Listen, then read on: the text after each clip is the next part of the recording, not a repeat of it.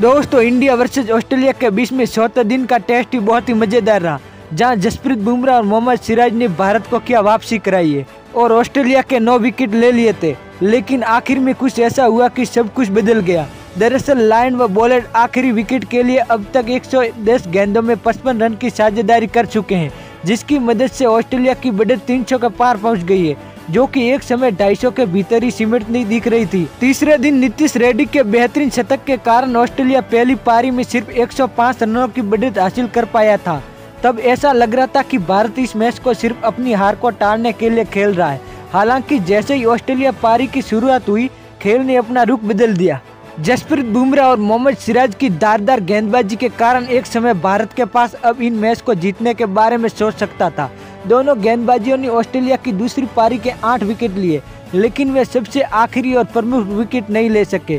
दूसरी पारी में बुमराह ने पहली पारी से बेहतरीन अर्धशतक लगाने वाले सैम कोटास को एक अंदर ही आती हुई गेंद को बोल्ड करके मैच का माहौल ही बदल दिया। इसके बाद सिराज ने भी उस्मान ख्वाजा को बोल्ड करके भारत के लिए वापसी करने का एक बेहतरीन रास्ता बनाया।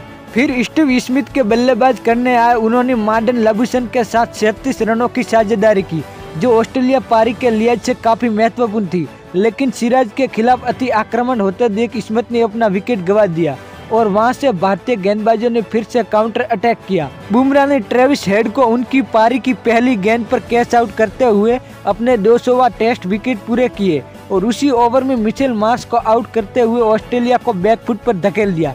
इस दबाव को एलेक्स कैरी भी नहीं झेल पाए और बुमराह की गेंद पर बोल्ड हो गए। इस समय ऑस्ट्रेलिया 91 के स्कोर पर 6 विकेट गंवा चुका था और भारत के पास यह मौका था कि वो ऑस्ट्रेलिया को 200 के भीतर समेट दे। हालांकि कप्तान कमिंस और लाबुशन अलग ही मूड में थे। दोनों बल्लेबाजी के बीच में अर्धशतक की साझेदारी हुई, जिससे ऑस्ट्रेलिया के पास 250 से ज्यादा रनों की बढ़त हो गई, जिससे तेजी से ऊपरी क्रम के मध्य क्रम के बल्लेबाज आउट हुए थे। उससे तो लग रहा था कि निचला क्रम में भी ज्यादा देर तक नहीं टिकेगा, लेकिन ऑस्ट्रेलिया के निचले क्रम के हर एक बल्लेबाज ने अपना विकेट अहमियत को समझते हुए टिक कर बल्लेबाजी की। इसी कारण ऑस्ट्रेलिया की बढ़त अब 333 तक पहुंच गई है और वे इस मैच के आखिरी दिन निश्चित रूप से 350 के पार ले जाना चाहेंगे। एमसीजी टेस्ट में पलड़ा लगातार बदल रहा है और अंतिम दिन से पहले एक ऐसे मोड़ पर पहुंच गया है जो हालिया दिनों में कम ही देखने को मिलता है। दूसरी पारी में शुरुआती झटकों से उभरते हुए ऑस्ट्रेलिया ने 1 विकेट शेष रहते 333 रनों की अच्छी खासी बढ़त हासिल कर ली है। चौथे दिन भारत अच्छी स्थिति में नजर आ रहा था जब उसने 91 स्कोर पर मेजबानों के 6 विकेट गिरा दिए थे, लेकिन पिछले क्रम के पवेलियन लौटाते ही उन्हें संघर्ष करना पड़ा और अब भारत को ये टेस्ट जीतने के लिए एमसीजी में सबसे सफल रन चेज करना पड़ेगा। लेकिन एक मोड़ ऐसा भी आया था जब चौथे दिन के लास्ट में ओवर जसप्रीत बुमराह ने बॉलैंड को बोल्ड कर दिया था, लेकिन फिर कुछ ऐसा ड्रामा देखने को मिला जिसको देखकर हर कोई हैरान रह गया।